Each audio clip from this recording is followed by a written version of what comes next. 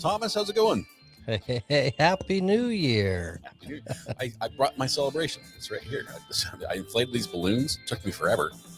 Number balloons are tough. I see the tinsel. We had the same idea. It looks great. Happy New Year. Happy New Year. I'm so excited. Season 3, episode 1. Yeah, I had trouble with that. When I put the podcast up initially, I reverted back to season 1 for some reason. I don't know why. A few of you caught me on that. I got a few texts saying, your resolution, you obviously hit the bottle a little early this year because I got it all wrong. But Martinelli's packs a punch. It does. Water is where it's at. Deer Park.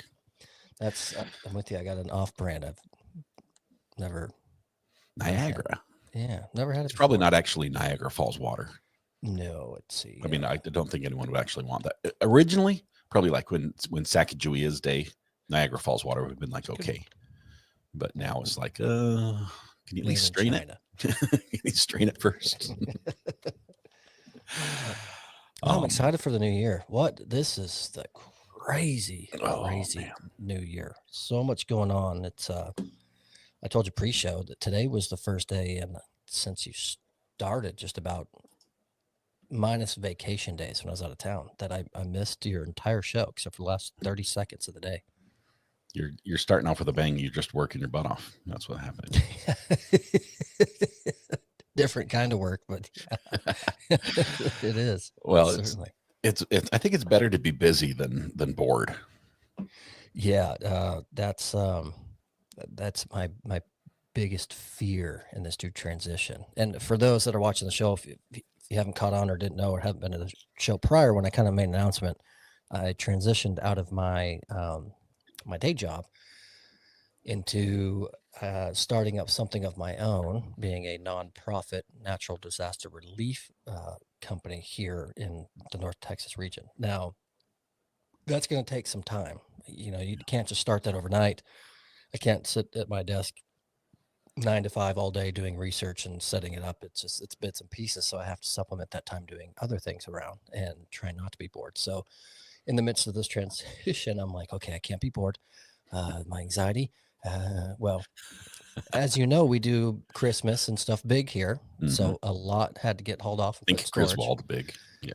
Yes. And my wife loves to do just as big as we do outside, inside. So we've got crates and totes and all. So I think, 8 runs to storage today. So tomorrow's the chiropractor. Is that the idea? You've been lugging all that stuff around. I wish. I'm a quarter of the way done. So I've got more loads to go. Stay busy. That's cool. Have you had to write the new year, handwritten 2025 yet or anything? No, not yet. And when I do, it'll definitely be 2024 when I write it down. Yeah. But it's usually about July that I stop scribbling out the 4 because you can't make a 4 into a 5.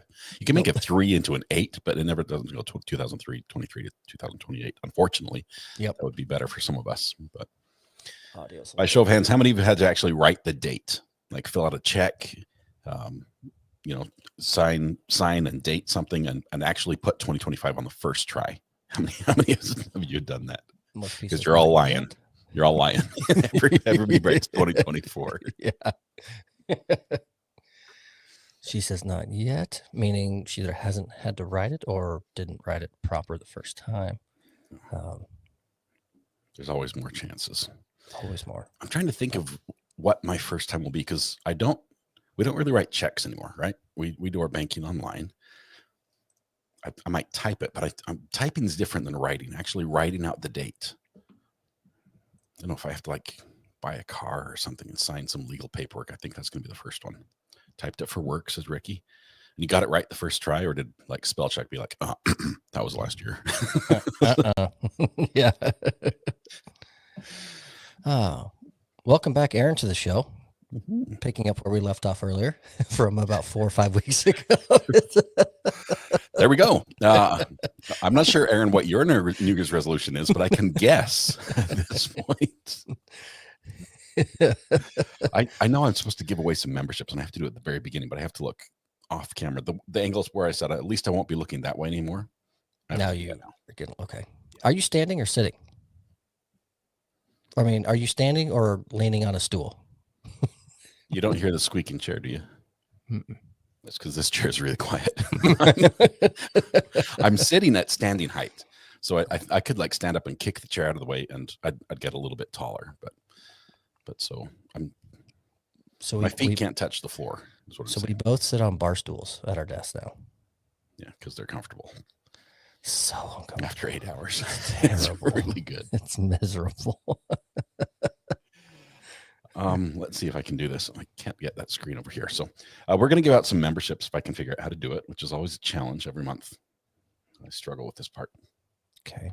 In the meantime, Joyce is on page with Aaron, the game Bra and Panty Free. No bra. I am as well, but I always have been. So I mean, that's not a big change for me. That's fair. And Aaron Patterson, member for 20 months. How time flies, Aaron. It does. My goodness. I think you make me want to check mine as well, but it's Scott and I were talking about a pre-show.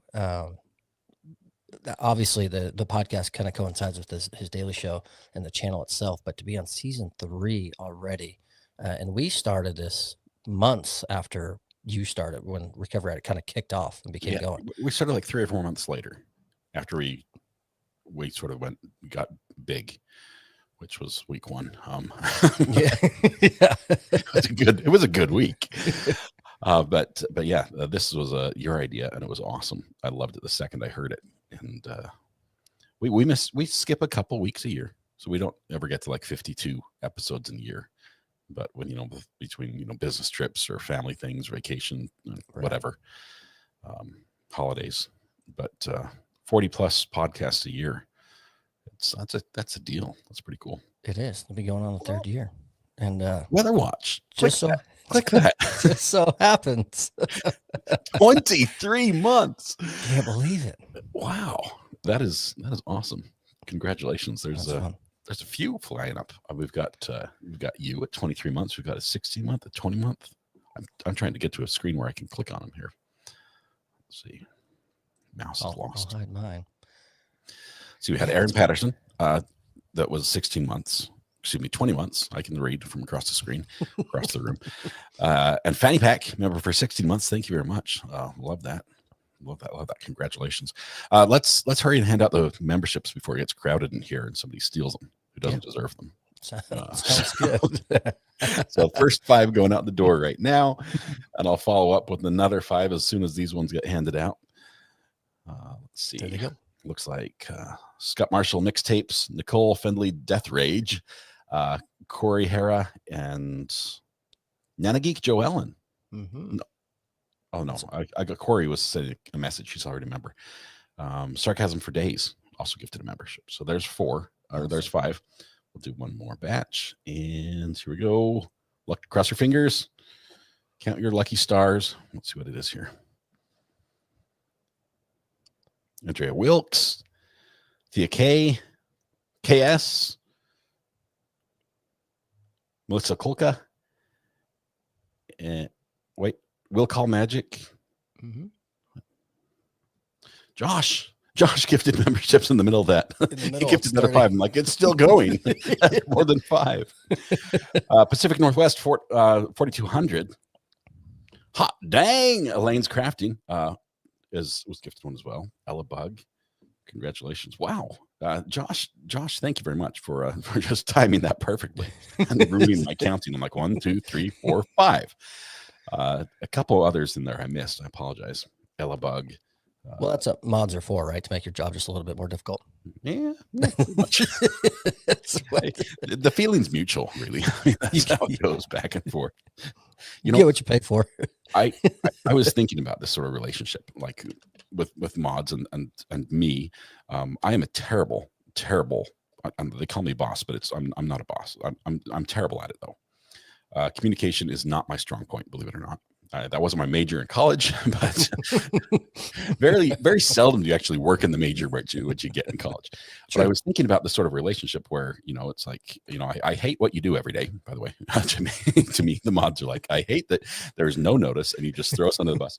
And I was thinking about that and shopping, because my wife went shopping today. While she was supposed to go shopping. She went to go pick up the groceries. Turns out she never pressed order button. So she called me, so I had to go press the order button. So I like to think that I did all the shopping today, and then she invited me to come along with to pick up the groceries. Well, Walmart does this thing where they change out all their check stands and make them self-checkouts. Mm-hmm. So in addition to paying for the groceries and going to get them, I now have to do their job, scan them, and then take them out and load them in my car. Mm-hmm. And it frustrated me until I went with my wife today to go pick up the curbside pickup. I got to sit in the car with the heater on, listen to the radio, push the little button and open the back hatch, and they loaded my car for me. They did all the shopping and everything. I'm like, this equals everything out. I'm sorry for the people that are in there have to do the self-checkout and doing the Walmart people's job, because now I've got them busy loading my car for me on the other side. And it's all fair. It's all fair. Everything is good in the world of Walmart now when it comes to shopping. So I think it's only fair that mods do the same thing. Yeah. Yeah. So I will say, yes, we don't always know what's going on or what's happening, or something's going to happen and we don't get a say so. But you often just say, oh, I did what? If someone says something to Amber, and then you fix, recant, do whatever you need to do real fast, and everything's fun. But it's part of the fun for us too, I think. It's not there's no structure, regimen. Literally none. Literally none. Yeah. If there's less than none, it would be that.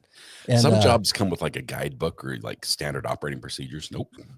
We do not have those. No, it's all OTJ. Yes. On the job training, see what happens. But it's kind of fun that way. Everyone just gets to hang out and fly by the seat of their pants and do it. But it's not like it's this massive production where it causes chaos or anything like that. It's just we all get to make light of it as we go on, and it's kind of the theme behind the scenes of being mods in the dark, but it's not a big deal. I have to say the mods, Thomas, all of the mods are absolutely incredible. I could not have found, Indeed could not find me better mods than what I have. I mean, I've got the best in the world. All do different things in different ways, and together they're just a killer team. So thank you all. That wasn't on the rundown, by the way. We weren't going to talk about that. No, it wasn't. But I will definitely brag on the mods, and I can do that because I don't consider myself one, because I do no moderating ever at all. I do the very least. Out of truth comes out. What? I thought that was you, Thomas. I do the absolute bare minimum, very least work. All the others are so awesome and engaging in the channel. The work you always talk about behind the scenes and all that, 0% is me. The rest of them are doing all the other stuff. It's incredible the information they find and what they do. It's fun getting to know them. The really cool thing is mod chat. Yes, sometimes we have to talk about things that pertain to the channel, but it's also a big conglomeration of personal life stuff of who has something going on, a hard, rough day, or they had a great day, big accomplishment, things we get to share. And so we've really become great friends. Just like you and I, we're on season 3 and we've never met in person. But we need to fix that. Consider you a great friend. And so it's cool what's been created throughout the Recovery Addict channel here throughout the years, and the new year to keep it going and keep it all. And those in chat, there's people in chat we see day in and day out, and we know who they are, what they like to do, their background, all that kind of stuff. It's really crazy to know all these people and so much about them, and I've never met. And some of them in chat we've never even seen. That's what's wild. Yeah, we need to fix that too. Everyone needs to be on. We'll do one day where we just give out the link and everybody joins. It's going to be one of those like Zoom calls with like the whole college graduating class together on the Zoom call. Everyone's picture's a little tiny. No one will see. You don't have to be like dressed up and dolled up fancy, because no one can tell anyway when the pixels are that small. Right. But no, it's a lot of fun. What did you guys do anything for New Year's? I didn't ask you that on the call when I talked to you earlier. I wanted to go to bed. I was so stinking tired. I still am. I had 2 hours of sleep last night, and I couldn't do it. That's the night after New Year's, and I was already tired on New Year's. But my 2 youngest decided that they're old enough to stay up to celebrate, to ring in the new year, which basically means hear the neighbors shoot out into the sky with whatever gun they happen to be holding at the time. So we just duck when it comes to New Year's. So that's like our traditions. Like, everyone get down. You got about 10 seconds. hence the leak in your roof. Yes. So no, it was, we went to a little party with some neighbors, some friends, and we left at 9:30, which is, I think, socially acceptable on New Year's Eve. You know, it's like, hey guys, bedtime, you know, we got to go. But it was a good party. Some good friends, got to hang out, play some card games. I played a Sky Joe. Have you ever played Sky Joe? Never heard of it. Okay. Is it a card game? It's a card game. It's a lot of fun. It was so much fun that the first time I ever played this game, I was over at a friend's house, and this same friend's house is actually where I was playing. It was so much fun that the second round of the game, I pulled out my phone and ordered it on Amazon. I'm like, I need this game. this is fun. So we played Sky Joe. It's a numbers game, and it's mostly luck and a little bit of skill. But it's a golf scoring thing. I think you'd love it. Try to get the lowest score. So I'm on Amazon right now. It's a blast. It's quick to play, and all ages sort of work. It's fun. But quick to play is the caveat for me, because people say, "Hey, you want to come over? We got poker tonight." No, because how about Risk? You want to play Risk or Monopoly Monopoly Extended Edition? Like poker, no, I can't sit there for an hour or 2 or 3, depending on what you guys have going on. I will get so tired of just sitting here that I will go all in with a pair of 2s, like no problem, and be done with it. And then by chance I'll win, and I'll be so mad. A pair of 2s is actually pretty good. Well, you know, if open, if you all in, then I'll go all in with a 3 and a 7, different suits, offsuit, offsuit, 2-7 offsuit. Here we go. Totally. YOLO. Sky Joe. So there's a Sky Joe and a Sky Joe Action. Do you know if one was what you were playing? I just played the regular Sky Joe. The one you ordered, was it a big circle of cards on the box, or was it a big colorful star? Do you recall? Let me give you a link so you don't get the wrong one. Hang on a second. And then I'll get like 3 cents if you order it. Here he goes with the affiliate link. Yep. Yes, of course. I knew this was coming. Shameless plug. Right next to it is called Taco Cat Goat Cheese Pizza, a box. And I don't know if that's a game or if it's food. No, it's a game. Play it anytime. Has anyone in chat played the game Taco Cat Goat Cheese Pizza? This sounds like one of those like throw burrito games, or heard of that one either. Sasquatch and flapjacks, or okay, here we go. I got it. I'll put it in chat. Paste. Anytime, any place. Simple, hilarious, widely popular. Okay, I got it in right there. Got it. Okay, so it's the one, just the circle, not the action version. Okay, it's a blast. I love the game. It's fun to play, and you can be really competitive, and at the same time, you know, it's not like Risk where you're slowly dismantling someone until they have nothing, then they die, hate you forever. But the action I can get through Prime in 2 days for $19. This one, it's not through Prime, and it's a little bit cheaper. It's not through Prime. No, it's in stock. It's Amazon's choice, but it's not through Prime. It's interesting. Here's the kicker.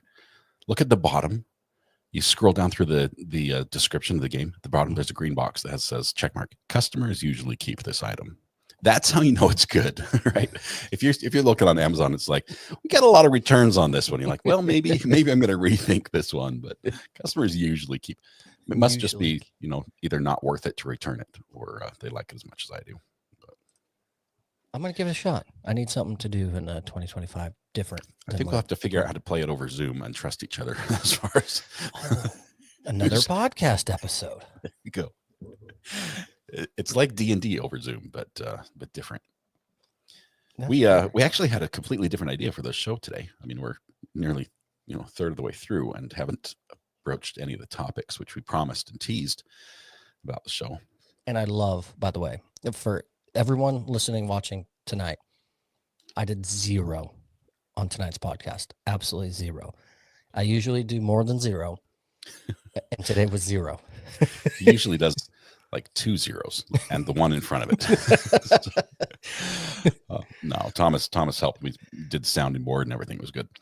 We were going to talk about things that actually, for a change, even though we call this not relevant podcast, we're going to talk about things that are slightly relevant to people wherever they are in the United States. I realize we have some people internationally that are watching. Thank you. We love you all. I'm sorry you're up so late, but it's good to have you here. And our Canadian friends up north, even though these don't apply directly to you, they might, should you come visit.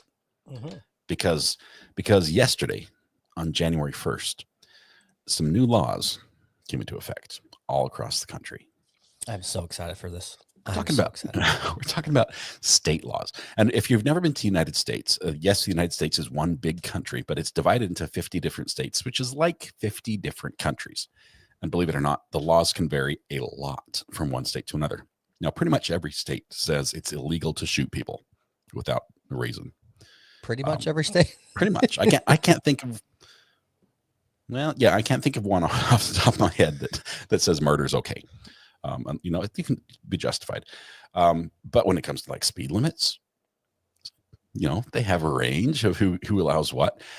When it comes to, you know, different laws, firearms, obviously, some states treat firearms very differently than other states. Some of them practically give you one at birth, and others say, you know, over my dead body. Yep. And everywhere in between. And so there's some fun things. So we picked out, or I picked out, as the case may be, we picked out a few laws in a few states that you might be interested in knowing that just barely came into effect. That I would hate to see you break this, and we have to cover the show. You know, your case, because you didn't know, California, that there are a lot of changes happening. Things are not going to be the way they used to be, and these are big changes. You'll see differences in your daily life. For instance, let me start with this one. SB 1100 in California was passed, goes into effect yesterday. It makes it illegal for an employer to require a driver's license as a condition of employment for a job. Pizza delivery will never be the same. Mm-hmm. This is a law. This is a strange law that's been on the books since forever ago. You know, it's against the law to fish for whales while driving on the freeway. It's not something like that. This is a new law that our current representation debated, talked about, argued about, changed, finalized, voted on, and put into effect. So in California, you no longer have to have a driver's license to be a pizza delivery driver, an Uber driver, or any other job that requires driving. They cannot require that for you as a condition of employment. Which is crazy. I was in recruiting, as others will refer to as headhunting, many, many years ago in the state of California. And so basically we find applicants for a multitude of our clients for different jobs and roles and everything. And that was like the very first thing with their application was, I need to make a copy of your driver's license, please. So that's going to change the game for all them out there. It's wild to me. It's wild. It gets worse or better, depending. And feel free to jump in with any of them you want, and I'll try not to step on you. But if we jump just a little further north, in the state of Washington, it is now illegal to put lipstick on a pig. Now I took some creative liberty in how I defined that, because clearly this was not like the anti-pigs with lipstick law, but they made it illegal to sell makeup that's been tested on animals. So I figure that's lipstick on a pig. I couldn't think of anything else as to why that is. Fair. A lot of people will say, well, good. That's a good thing. Tested on animals, not a fan. You would be surprised how much of the products you use gets tested on animals. A ton. So this will have a big change. Like 90%. Yeah, it's massive. Anytime they're using new chemicals, they test them on animals instead of people to see if there are reactions. And it's not nice to the animals. So I can get behind that, but no lipstick on a pig in Washington. No more. I want to jump back to California real quick, because this one kind of ties to your channel a little bit when we talk crime. And I like this law, but I do victim shame a little bit here on this one. and that's SB 905, eliminates the locked door loophole, which required prosecutors to prove car doors were locked when a burglary took place. They don't have to prove that anymore. So it gives prosecutors more flexibility to address automobile burglaries and thefts. Now, So breaking and entering can just be entering becomes breaking and entering. yes, exactly. So I kind of like that because people make mistakes and may not have locked their vehicle on accident, and then a thief had their way with it. And so knowing the prosecutors don't have to prove it and can still put the thief away or punish them, that's great. But where I said I do a little victim shaming here is because I know a lot of people that just leave their stuff unlocked knowingly often. And even if you're in a low crime or no crime area, what are you doing? You got to lock up your stuff all the time. Come on. I had a buddy I was talking to on New Year's Eve at this party who years and years ago made the mistake of leaving a gun in his car, and it was stolen. It was a Glock 45 or something. And it was stolen, and it was years ago, and the police just contacted him, and several states, I think it was actually down in Texas where it was recovered. They recovered it in a traffic stop, and so they found out whose it was, and they returned it to him. And it went through the police chains, and then we returned it. They're like, the officer, when they returned it, is like, look, we're returning it the way we got it. Okay. And he's thinking it's going to be trashed. It's going to be, it was just like a regular pistol. And they returned it, and it's got like a 30-round extended magazine on the bottom. And he's like, what? He's like, that's the way we got it. It came with that clip. It used to have, a short, normal grip size magazine, but instead it's got this massive clip that comes out the bottom. Extended gangster mag. It's yes. New optics and everything. And it was like in pristine condition too. It was perfect condition. And I was joking with him. I said, I bet from the day it was stolen till now, it was never fired in the vertical position. It was always just sideways. 100%. Yeah. But it's scary. It's scary stuff. Has to be locked. Keep it locked up. That's wild. And take it out of your vehicle when you go inside. Yeah. Take it home, put it in your safe or wherever you keep it in the house. Never leave it in the car. Yeah. When it comes to California, obviously they've got Hollywood, right? They've got all the actors. The Actors Guild is huge out there. Yeah. And protecting the livelihood of an actor has come to the forefront, and Hollywood is really leading, or California is leading the charge in some of the AI laws, because AI is so new. I mean, literally, we're making songs. AI is developing faster than we can make laws. Hollywood is just catching up with California right now, and they just passed laws, went into effect this year. They make it illegal to use artificial intelligence to replace an actor's voice without their permission, or to use a dead actor's voice or likeness without the consent of their estate. So now they saw that AI was getting too good, too fast. They're like, look, we're all going to be out of job because these robots can literally replace us and look exactly like us. 100%. So now, at least in California, it's on the books. Which is wild. I was talking to Scott pre-show. That was one headline I saw and I liked with my company. We do translations of written materials and voiceovers and things like that, as well as transcription and interpreters. And 2-3 years ago, we met with the company that we networked with. We ran into an individual who had a startup, and we met for dinner.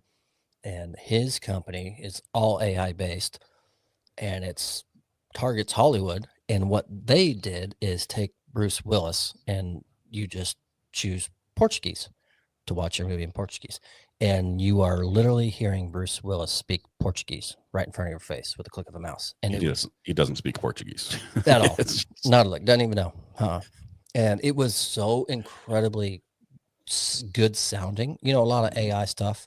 I saw on the show today you were talking about someone put up a word, shoal or something. Yeah. And you made mention that the problem is AI has problem pronouncing that and things like that in certain hard words. This guy with his company, it was amazing. It was incredible. So like a native speaker. Yeah, exactly. It sounded like a native speaker. It sounded like Bruce. And adding their inflection, Portugal, their voice, their sound, that unique. Yeah. Arnold Schwarzenegger speaking Austrian. Any language. Mm-hmm. Give him a funny accent, and it's still him. And he nailed it. It was crazy. It was cool to see. We never ever linked up because they are all AI and trying to be AI perfect, and our company is straight all human linguists because AI kind of messes up certain things. So we never really could build that marriage and work. But it kind of makes me want to look it up now and see these how new he's laws doing. and how that kind of affects certain things for him, Yeah. because that's its whole target. Now, it's not to replace an actor. It's using the actor, but it's changing their voice. So I wonder if there's going to be some subcategories in the next years that come in and saying, hey, you can't just do that. I imagine like the extras don't have that same protection that the A-list actors do. Yeah, no way. And they're going to be like, it's okay. We'll just add the crowd with AI. Right. We'll get the crowd noise with AI or something like that. They're cheaper. They work for less. We can make them stand out in the cold. It's not a problem. But that's crazy. California has tons of laws, and some of them are reactionary. One of them, particularly that's interesting, has to do with cannabis. California was one of the first states in the nation to legalize marijuana in some form or another. And they've now realized that there is an opportunity there, or at least cannabis retail outlets want an opportunity, and they've petitioned, and the lawmakers agreed that now you can get cannabis and your munchies at the same store. The two go hand in hand, or so I hear. But until yesterday, you could not buy your Pop-Tarts or your Cheetos with your Purple Haze at the same store. You had to go to a different store to get your munchies. And now they're going to allow stores to do that and get a license to sell food. Apparently, people that use the Puff Puff Pass also do the Munch Munch. They get they it's get kind munchies. It's kind of a couple thing, isn't it? They're kind of married together. Mm-hmm. They do. But I'm not surprised because growing up in California, I remember just I left when I was young, but I know you could go to the grocery store and get your groceries, and then you could go to aisle 15B and you could get a Gentleman Jack whiskey and your wine and whatnot, and then out the door. And then I moved to Texas, and once I became an adult and went to the grocery store and got a 6-pack of beer or whatever, and wanted to go over and get a liquor of some sort, and then what, I couldn't find it. There's nothing. Yeah. They're like, we don't want to sell it here. You have to go to a liquor store to get state-run ABC or Yep. Yeah, exactly. So that was a big change. And some states, when it comes to that, a lot of states do run their liquor like that. North Carolina has the ABC, the Alcoholic Beverage Control Stores. It just says ABC on that side. It looks like they're advertising to kids because it's like, hey, I know those letters. but there are some states that will sell it, but not after dark. There are some states that won't sell it on the weekend after like midnight on Saturday. So like Sunday, they're dry. Yeah. So, that's the day I guess you're supposed to go to church sober. That's Texas. Can't buy liquor here on Sunday. They're closed. Wow. Missouri, you can't sell a car on Sunday. I think it's Missouri. I think we're the same here also. Really? Mm-hmm. Shut down. Wow. No, Sunday. Big sales. No. Here's another one. Speaking of cars, you and I both have taken advantage of this new phase with Uber bringing us food, yes. Which I like in a pinch. I don't do it very often, but if the time is right and my timing is limited, Uber is great. And there's a new law, this one also in California, that allows you to get to know your Uber driver over lunch. Your lunch. I love this one. The law requires Uber to send you the picture and the first name of the driver who will be bringing you or eating your food on the way to your house, as the case may be. Stealing your laptop. Yeah, it is.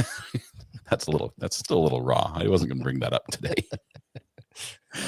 Still better. But yes. I do like that for safety purposes and reasons. It's good. After all, your channel covered the Uber driver murder. Mm-hmm. So the more we can safeguard those services, because when you're hiring all these mass contract, because you can become a DoorDash or Uber driver, all that, you never have to go in and interview and sit down and meet your boss and your team. They don't know who you truly are. It's all electronic. Submitting a copy of your ID and this and that. Wait a minute. How do you apply for DoorDash and Uber in California now? Well, you don't need a driver's license, so you don't have to provide it. So what do? Submit a selfie? They'll probably figure out a way to get around that law a little bit. I'm sure. There's got to be something. Got to be a loophole. But I remember. I'm for some of those laws that help protect both parties on these, because there's such a disconnect between who they know is truly employed with them and how far they can go. I feel like, honestly, I almost want to do it for fun now that I have a little free time, is to try to create a fake identification of myself and become a delivery person or a driver and see if I can get in and see if I get accepted and hired, and then go, aha, you guys failed. And then you can eat someone's lunch on the way to their house and be like, Yeah. this was good. I don't care. I don't really want to work here next month. So I'm not really Jason Bourne, guys. I don't know how you felt for that. I used this picture from the internet. I had an experience, as you know, with Uber Eats while I was on vacation out west, where I told the delivery driver, because I was live on the air and my family was gone doing a museum or something. I told the delivery driver in the notes that I wanted to, just drop it off on the doorstep. And he was expecting it to just drop it off on the doorstep, but I was tracking him like every second, waiting for it because he was late. And when he came, I opened the door, which he was not expecting. And I caught him mid-chew. And I'm pretty sure it was my food because I was missing items out of my lunch. But I didn't get his picture. I got his name, but I didn't get his picture. So maybe with this new law, I'll get their picture and be able to make friends with a plug. Since we've already had lunch together, or we've shared a lunch, at least we can hang out sometime. I'd upload the picture of Tom from the MySpace profile picture that he did when he created it. That's what I'd put out there and see who accepted it and saw it. But speaking of delivery people stealing stuff, you weren't going to bring it up, but I'll go ahead and share my experience. Okay. So I ordered a new laptop because the one I'm using now it's going away, and we expedited it. We called Apple, made the order, paid for expedited shipping. This was kind of a last minute thing, so it's going to be here Christmas Eve, and I'm so excited. Brand new MacBook. And I got the black one. I've had silver ones. You called me from the front yard saying I'm waiting for the delivery driver. I remember this. Yes, so excited because I had to sign for it, so I couldn't leave. And it never got on a truck. And then Christmas Day was here.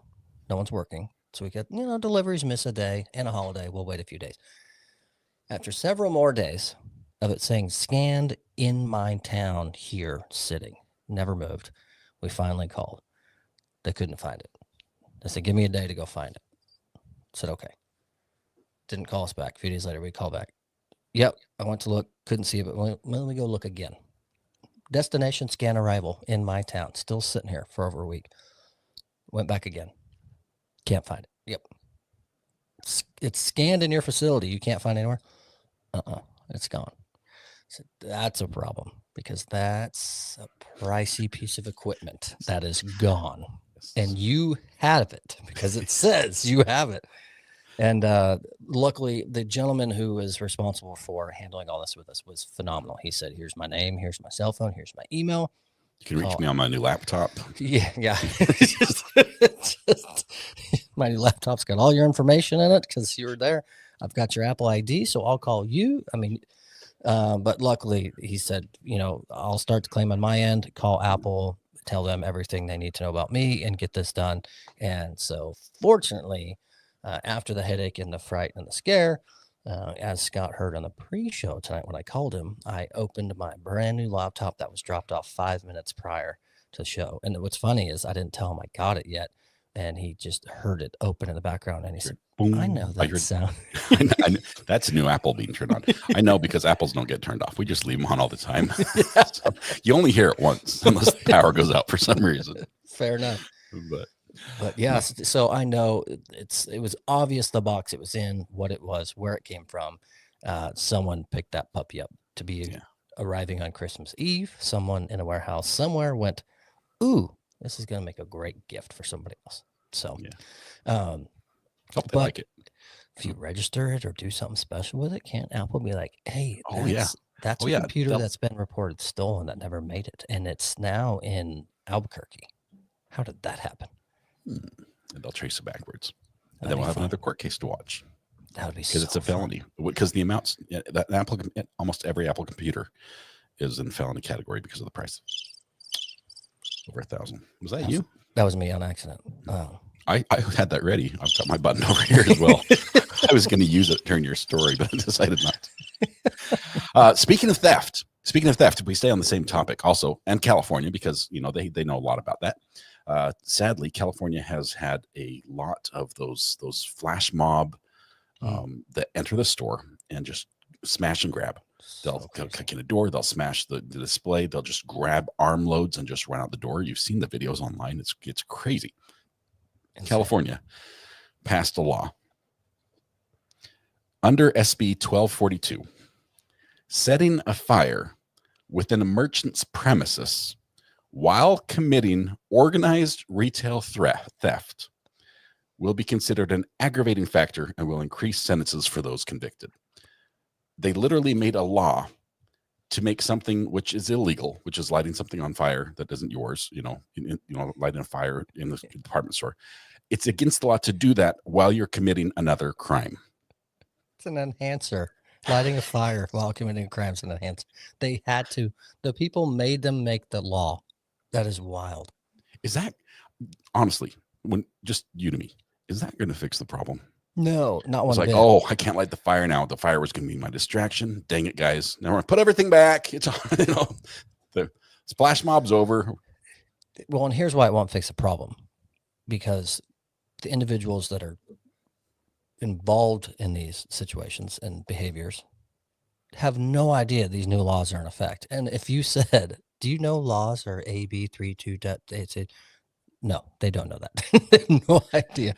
And if you told them, did you know, or him or her, that if you light a fire while you're doing this, that's an enhancer, that they would understand what an enhancer means? No, they would not understand. They don't now, but they will. They will know. Once it's been enhanced and they're convicted. California actually, prior to this, a couple months ago, maybe a month or two ago, they did also pass a law to raise the severity of the charge against some of these people who steal. And so basically it could become a felony at a lower level, at a lower dollar amount of theft. So they'll learn really quickly. Oops, sorry, I made that go away. Yes, you can steal and that's okay. But if you set a fire, now you're in trouble. That's pretty much it. Yep. Joyce, you got it down. Well, welcome to California, Joyce. come be a contributing member of our flash mob. That's pretty much how it goes. Yeah. Texas though has something that's really good. I love this one. I saw you put this one on the rundown and I saw it and I'm like, yes, that's one that I'd love to touch on because I've been talking to my friends and family about it. Some of them, I actually talked to my neighbor tonight. He didn't even realize it was coming into effect. So I'm assuming most states have this. Before each year, when you register your vehicle, you have to get inspected. And just in case someone doesn't have that in their state that I'm not aware of, an inspection, they can vary as far as what they do.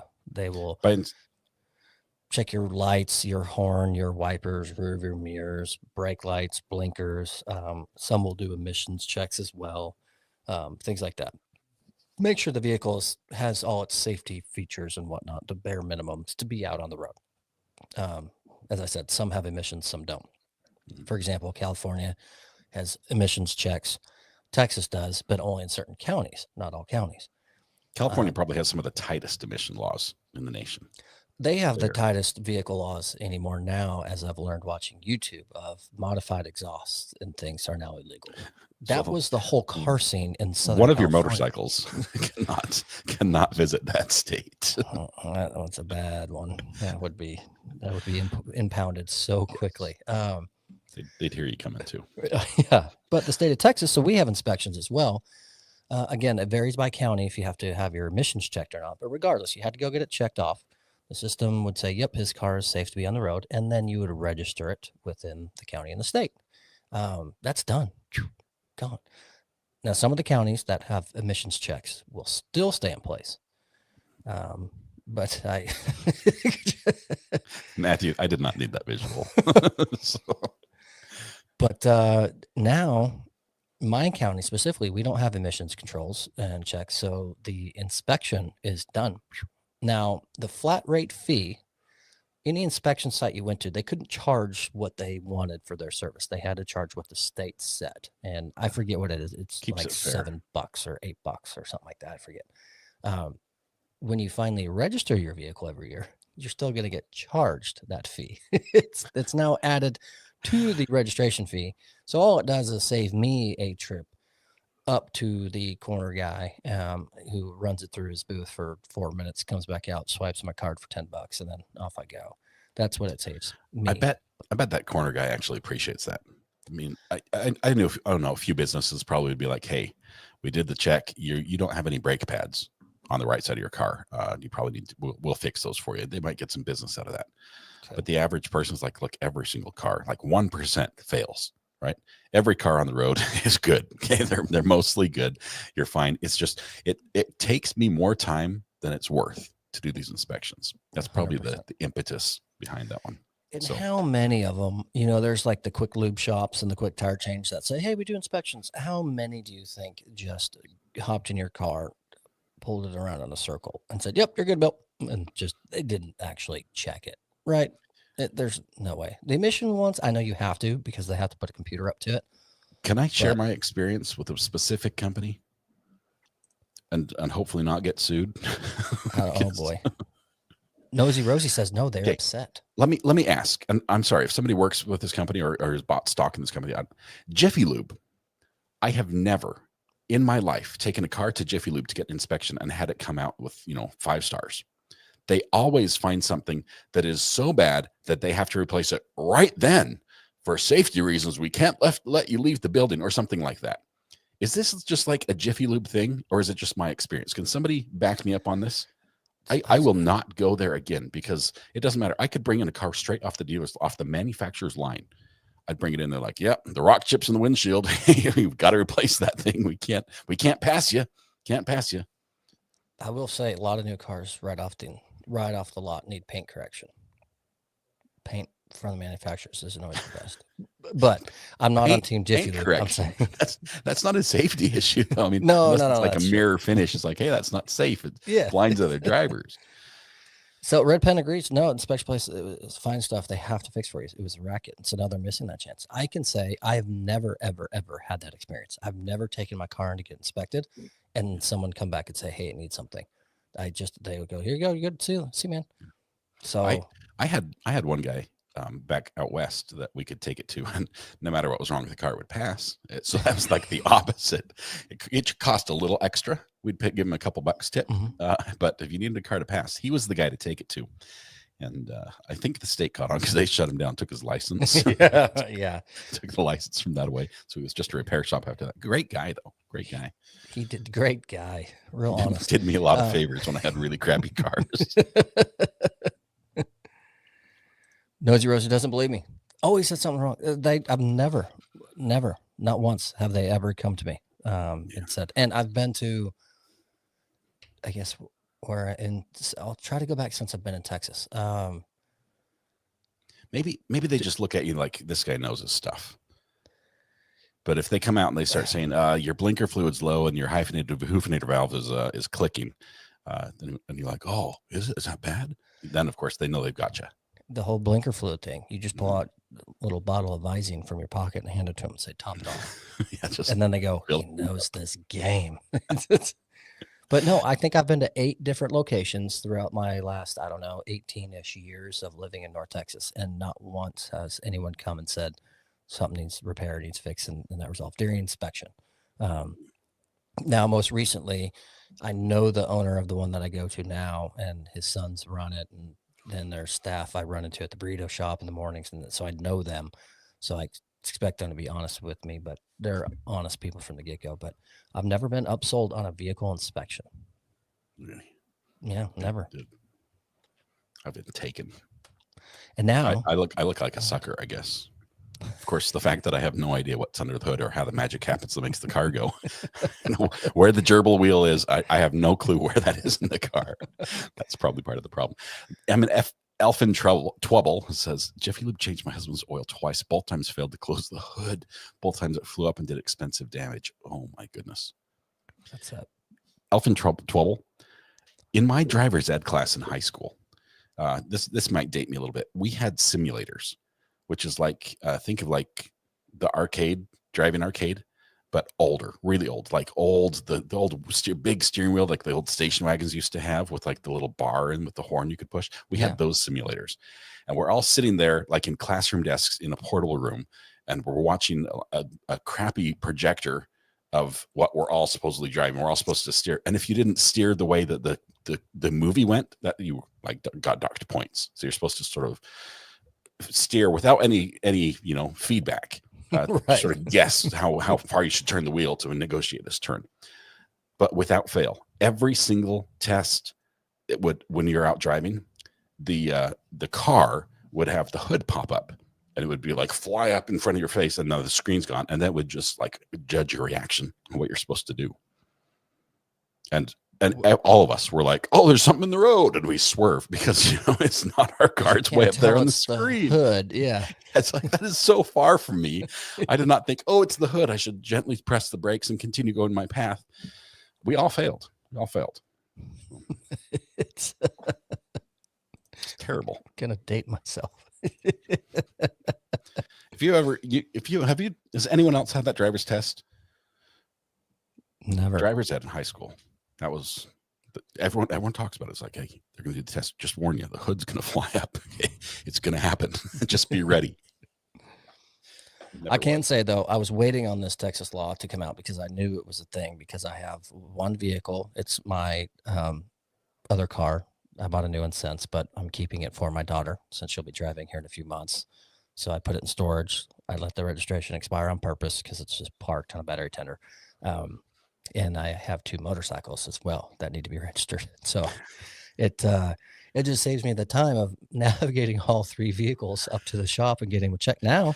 But not the fee. You'll pay the same price. I'm going to pay the same fee, but I can do it online now.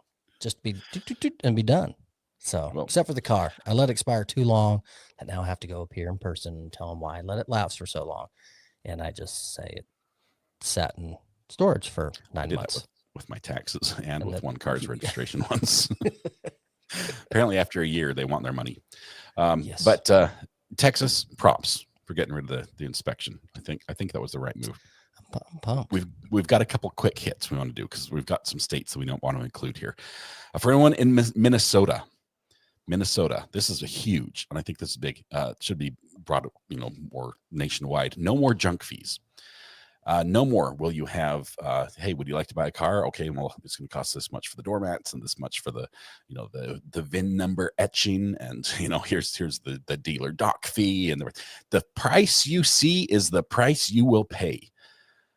With a few exceptions, of course, they write those in, but for the most part, all the fees have to be added in. The bad news is everything just got a lot more expensive in Minnesota. Everything just went. Cover that. You're not saving any money. It's not actually eliminating the fees. It's just hiding them in the price of the product. Yep.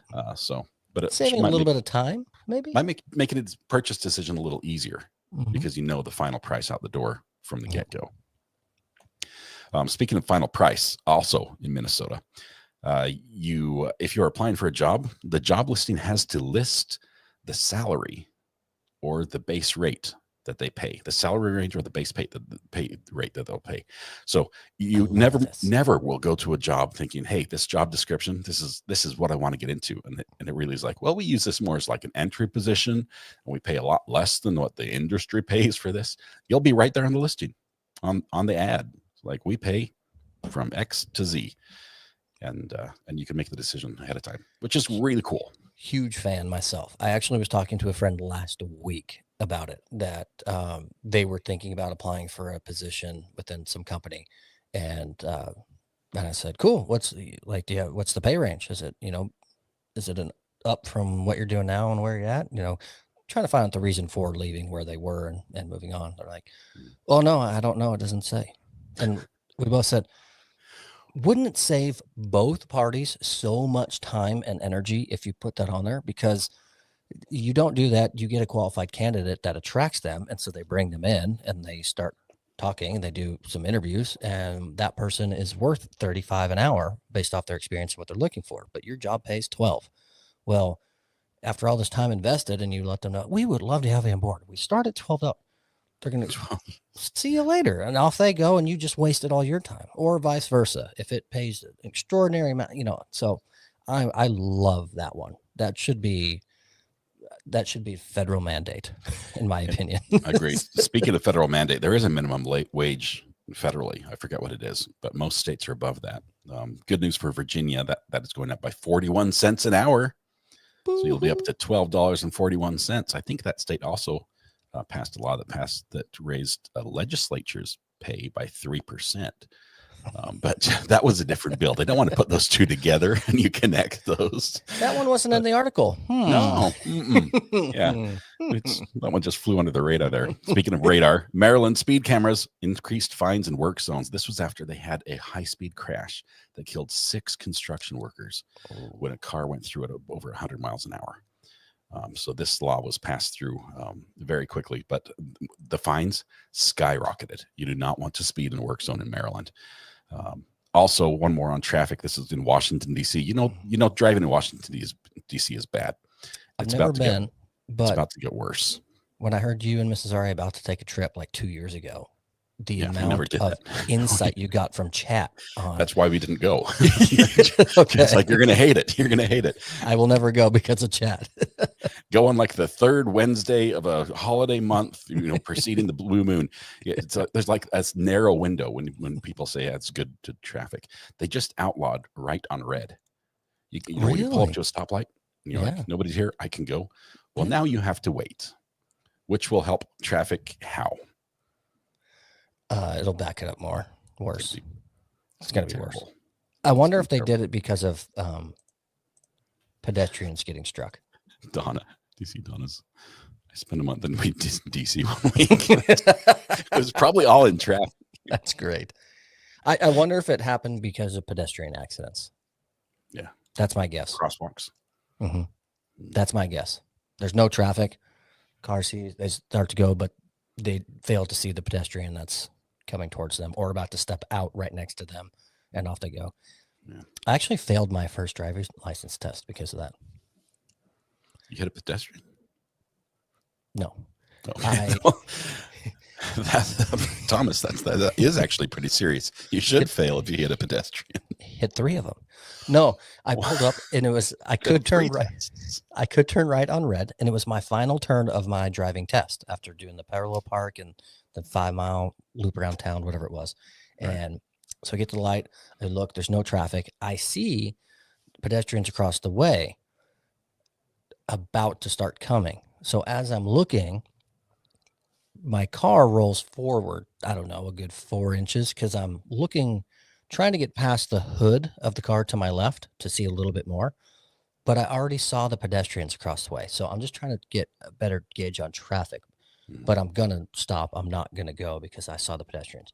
As I roll forward at a mile an hour to gain 5 to 6 inches of viewpoint, the inspector with me yells, "Stop!" And so I did the I'm like, "What?" Automatic fail, inspector intervention within test. And then, what? So you were about to drive and this pedestrians are crossing over there. And this was a huge intersection. It was 3 lanes going one direction with a median and 3 the other. So they're so far away. And I had her saw him. I said, "No, I saw him. I'm just trying to peek around the hood of this car. And the white line is still way up there. I'm still before it." And I said, "Nope." And she I've intervened. I've written the big F. She intervened for safety purposes and failed me. And so when we pulled up, my mom and dad are sitting there waiting. I had driven hours and hours with them and driver's ed and had driven just fine. So when I get out and they're like all excited, I went, "I failed." They were like, "What?" I went, "Margot over here failed me. It wasn't my fault." Yeah. She made a panic out of nothing and almost made me wreck. My backseat driver. Yeah, I was so mad. But then I kind of laughed about it. So my parents took me out for the already planned pizza at Round Table Pizza there in Poway, California, that they were going to take me to. The big balloons and the party and the new car at home that had to wait for later. Yeah. The best part was at school. I had run into 2 classmates that same day at the DMV there by chance. And it does thousands of testing and people. And they got other instructors, I'm betting. they got Well, other examiners. you park in one area when you pass, and you park in another when you fail. And they saw where I parked in the failed lot. And Oh, the first time I left, I'm going to admit this, I lied through my teeth when I said I got my license. And they said, you parked in the failed lot. And I said, she told me to pull over there because the other one was full or something. I don't know, I got it. And because, then they mail it to you. So you get to retake after like 2 weeks. And boy, did I focus on passing my retake. And I did. So to this day, those friends don't know. They just don't thought you know. parked in the wrong spot. Failed my test. I've got a couple more I want to get in. I know we're running short on time, but there's a couple states that need to know these things because, public service announcement. Colorado delivery drivers are now going to get to keep their entire tip. Yes, up until today or yesterday, companies got to take a portion of that delivery driver tip. In addition, they can't dock you on your mileage pay based on how much someone tips. If somebody gives you $1,000 tip for just being a great delivery driver with, the pizza, they can't say, well, we're not going to pay you 25 cents a mile for gas then. So delivery drivers are probably loving that in Colorado. That's going to be great. Also in Colorado. You skip ahead. Yeah. We've got time. We've got some time. We can drag this one out. We were late. Go for it. Delivery drivers. Love them to death. My wife gets 50. Well, not the ones that stole my laptop, but the others that deliver the 50 Amazon packages a day to my wife and take care of it. So I told Scott, he knows, I spoiled myself with a brand new smoker. Oh, yes. I got I've seen pictures. I've seen pictures with smoke. And videos. Literally. Yes. I got it yesterday, fired up some steaks and did corn. I loved it. So today, when I was panicking before the show, because I thought we started an hour before we do, I did hot dogs and burgers and corn on the cob. And I built it in the garage. And because I wanted to try it, I just put it in the driveway. And that's where it's been sitting and me cooking it. So when said laptop finally showed up today, it was billowing smoke. And I just opened it and was just getting these awesome burgers off of the puppy when the UPS guy shows up. And he's like, hey, sir. And I'm thanks for the other one. Here's the new replacement. And I got spatula in hand, looking in the meat and the smell. And it's, he's working late. He's been to our house, I don't know, 5 million times, give or take. And so I just said, this week, do you want a plain cheeseburger? Because I don't have condiments out here, but these are done. I'll throw on there. And his face lit up. Are you serious? And I went, to go. So the smoker, he I can smell it like miles away coming to your neighbor. And he's like, what's that coming from? Totally. So I threw the burger on the bun and the paper plate and just gave it to him. And he was like, oh my gosh, thank you so much, dude. I mean, it's late in the evening. He's got to be starving. It's cool outside. And so it was just fresh. But I felt I want to look after them. They're awesome. They don't get enough praise for how late they were, especially holidays. But I also felt so terrible about, if I don't give this guy one, I'm a jerk. That would be rude. Literally see it all right here. He's been smelling it for the last 5 minutes driving around the neighborhood. Yeah. So kudos awesome. to delivery guys. I'm glad that they get to keep their tips because they work hard. And the ones that don't steal stuff. Yeah. That's a good one. Going back to Colorado, back in 2020, they passed a law that says all eggs have to be cage-free eggs. Like the chickens, they have to come from cage-free eggs, cage-free farms. So, the chickens get to roam around and, have freedom. This year, and I'm going to read this verbatim, and I might have to read it twice, but this year, the state passed a new law that now requires cage-free hens to be confined in a cage-free housing system with at least 1.5 square feet of usable floor space per hen. They literally passed a law that cage-free hens have to be in a cage with the same square footage as their shadow takes available to them for standing. You know what comes to mind right now? What? Super Size Me, the documentary. Yeah. Have you seen it? I've only saw the trailer for it. I never watched the movie. Oh my gosh, you have to watch it. And rest in peace. I think that guy ended up passed away. Probably from heart failure. He did a huge investigation on his work. So cage-free, they lived in these disgusting, terrible little pens. You know what they would do? They could crack open a barn door and put a little 2-foot by 2-foot fence for thousands of chickens to just go touch base on. And that would be a cage-free type thing. you have to watch it. It is intriguing. And he goes on the McDonald's diet and all this stuff. But I do think he ended up passing away not too long ago, in the last couple of years. But it's worth watching because it's very educational as well. And he starts his own chicken company, chicken fast food or something. Well, apparently you only need like 1.5 square feet per chicken of space to be a cage-free hen in a cage. But wow. So Colorado, I think you missed the mark on that one. North Carolina, my own state, I'm going to give them a little praise. First of all, Florida, only 12 new laws went into effect on January 1st. Only 12. And that in and of itself is good because most states are like hundreds. But North Carolina had lowered the personal tax rate.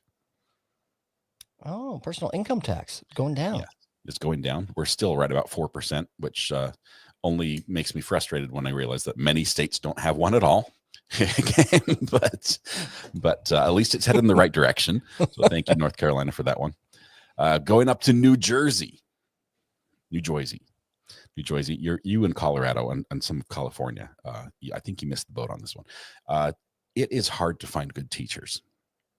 And New Jersey is out to do just that. They want only the best for their students, so they can obviously teach the rising generation to learn and think. And they passed a law to make that possible. And so effective yesterday in New Jersey, there is no longer a requirement for a basic skills test for teaching candidates. It just opens the barn doors so you can get all the good ones. Nailed it. The good ones. New Jersey. What are you doing? You can't even check to see if your potential candidate can read. You can't read this to me. What's your comprehension of this paragraph? Not anymore. Now it's just like, well, do they look good? Yeah. I guess let's give it give them the first graders. Let's see what happens. New Jersey. Oh my goodness. That's I've always kind of thought about becoming a teacher one day. New Jersey's the place. And I think I might relocate because I could get in there. I've always thought I'm not qualified enough to actually teach anywhere, but it sounds like this is the equivalent Jersey. of a state granting bar license to everyone who wants to be pro se. Okay. It's, I mean, not just, oh, sure, you can handle your own case, but why don't you take some clients as well? It's right up there. I'm not sure if I agree with that or not. I've been a member of the Recovery Act channel for 2 years. I think I'm exempt and I can now practice law. Much. I'll send you a bar license. Name the state. Name the states. I love it. I love it. There are so many laws. There's so many new ones that came out. There's some crazy old ones. Oh my goodness. There's crazy old ones and the new one. I don't know. Right. It's no secret that most people know 85% of the reasoning behind certain laws being passed. It's financial gain for somebody, right? Follow the money. Yep. Follow the money. Some are great. Again, follow the money, but delivery drivers keeping 100% of their tips. Awesome. Going to keep them happy, keep them working, stuff like that. But when it comes to silly ones like that, it makes you want to go down the rabbit hole of why would you remove that just to have a ton of teachers? Are they extremely short on teachers because none of them can pass? Most states are, unless they're flush with cash, with which few states have that. A couple states with the lottery are doing well in the education department. If the state hasn't rated all that money for other programs, those that can do more teach. There you go. I was always told those that can't teach. Oh, so, well, those that can't teach can now teach in New Jersey. That was people making fun of me in my golf game, though, when I was a golf professional, making fun that I couldn't play, so I had to teach it.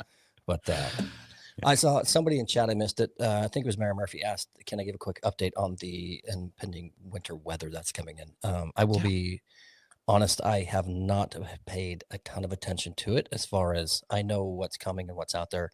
I haven't ran all the models and do the data like I usually do. It's been a very busy week for me, but I know there is a winter weather surge coming in this weekend.